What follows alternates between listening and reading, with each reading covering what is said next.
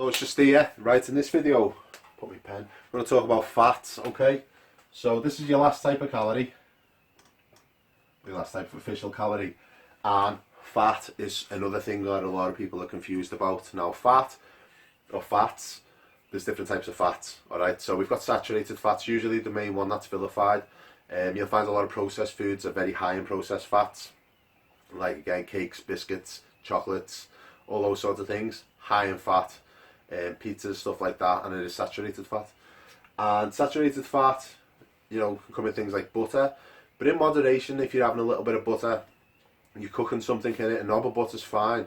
It's not fine to drown your food in it, alright? So it's the excess. Again, always remember processed foods have had all these things mixed up, and you put a load of crap in, you mix it up. It's not a whole food. You can't get it from the ground, so you always got to be wary if it's made in a factory and you don't know what's going into it. So although they might taste delicious, that's what they're designed to do, because obviously they want to sell them. You've got to be wary of the amount of saturated fats. Okay, so things like takeaways and stuff like that, restaurants and stuff, they cook in these oils that are just bombarding foods. Again, they don't care a lot. Some restaurants do, don't get me wrong, but a lot of them, unless you're going to a specific health restaurant or one that's specialises in health eating, a lot of them don't really take care, especially the chippies and takeaways, alright? So it's common sense. We all know chippies are bad, but again, it's the excess, deep fried foods, just try and stay away. Food, if something's been like bathed in fat, it's not going to be good, is it? So just be wary of it. In moderation though, saturated fat's fine. And where will you find it? You'll find it in some proteins, again, like chicken. Even in the chicken breast, you're going to find some saturated fat, okay?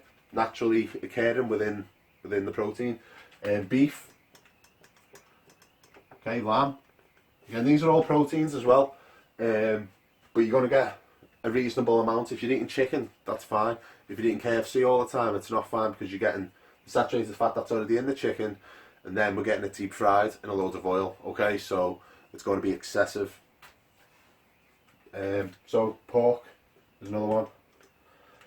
Right, so these bottom three, these are really fatty proteins. These should be limited a couple of times a week, alright?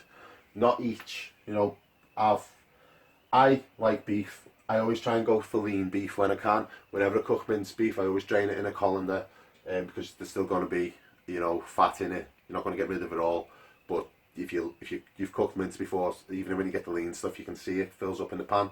Don't add to it, just get it out in the colander, drain it out. It's going to be enough in there. But these need to be limited, alright? Just in general, just for health, that's my belief. I think that you're best sticking to things with healthy fats in more regularly, alright? So healthy fats are your omega-3s, omega-6s, omega-9s, alright? So we're not going to get too complex, but we've got like, I'm just going to call it healthy fats. I'm not going to get too complex though, because this is all you need to know. Healthy fats, okay? So healthy fats come from things like nuts and seeds, alright? But what we need to remember about fats is that they have the highest calorie content out of all the calories. So per gram, fats have 9 calories, carbohydrates and proteins have 4. So fats are almost double the amount of calories, alright? And it's also a lot of the time in liquid form if you're having oils and things like that. So even if you're having olive oil, it's healthy, but it's very calorific. And remember, if your goal is losing weight, we need to get calories down, alright? That's it. It's calories in versus calories out. That's the main thing we're looking at, but also making sure that we're eating quality foods as well, and that's just going to give you the whole well-rounded approach. But nuts and seeds, oily fish. So oily fish are things like salmon, mackerel, sardines, sea bass, quite high in omega-3. Fantastic sources of healthy fats. So healthy fats from like saturated fats, because saturated fats are solid at room temperature. Healthier fats are usually liquid, alright? So olive oil and things like that, you might notice on the shelves, it's all. But there are exceptions. Vegetable oils aren't great. They don't have many qualities in it. They're still not a healthy fat. You want to limit the amount of vegetable oil that you have, okay? So oily fish, if you like that type of thing, fine, go for it. So yeah, oils, got olive oil,